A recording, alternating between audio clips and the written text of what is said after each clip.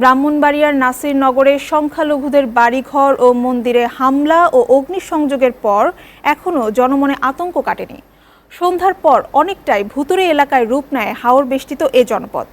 ঘটনার পর থেকে পুলিশের গ্রেফতার আতঙ্কে রাতে হাওরে পালিয়ে খোলা আকাশের নিচে রাত কাটাচ্ছেন অনেকে। এদিকে থমথমে অবস্থার কারণে ক্রেতা শূন্য থাকায় উপজেলার ব্যবসা বাণিজ্যেও ধস নেমেছে। প্রতিদিনই ব্যবসায়ীদের লোকসান গুনতে হচ্ছে। বিস্তারিত ব্রাহ্মণবাড়িয়া প্রতিনিধি মনিরুজ্জামান পলাশের প্রতিবেদনে জানাচ্ছেন সুমাইয়া অর্থী। গত ৩০ অক্টোবর হিন্দুপাড়ায় হামলার পর থেকে নাসিরনগর উপজেলা জুড়ে থমথমে পরিবেশ বিরাজ করছে। হামলার পর থেকে এখন পর্যন্ত ৭৮ জনকে গ্রেপ্তার করেছে আইনশৃঙ্খলা বাহিনী। তাই গ্রেপ্তার এড়াতে গ্রামের পুরুষরা হাওরে পালিয়ে থাকছেন।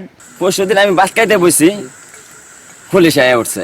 ওই চলবে যে কারা ধরে না কিছু কি করে ওই এই জন্য আমরা পলাই থাকতেছি। আজকে ১০-১২ দিন ধরে আমরা বন্ধ থাকতেছি, আমরা বিনা অপরাধে বাড়িতে ভাত খেতে পারি না, বসতে পারি না, ঘুমাইতে পারি না।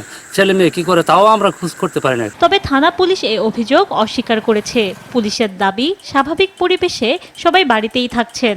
আমাদের মাননীয় পুলিশ সুপার মহোদয়ের নেতৃত্বে কেন হয়েছে এবং আমরা নিরপরাধ লোকজন যারা তাদেরকে আমরা বাড়িতে অবস্থান করার জন্য আমরা বলে দিয়েছি এবং সবাই এখন বাড়িতে অবস্থান করতেছে। এদিকে ক্রেতার উপস্থিতি না থাকায় উপজেলার ব্যবসায়ীরা প্রতিদিন লোকসান গুনছেন।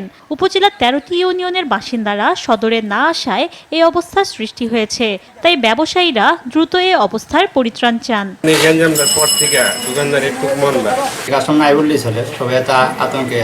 লোকজন তাই না পরে ফাইলে ধরে লাগবো। শীঘ্রই স্বাভাবিক অবস্থায় ফিরে আসবে নাসিরনগর, এমন প্রত্যাশা স্থানীয়দের। এসিটিভি নিউজ ডেস্ক।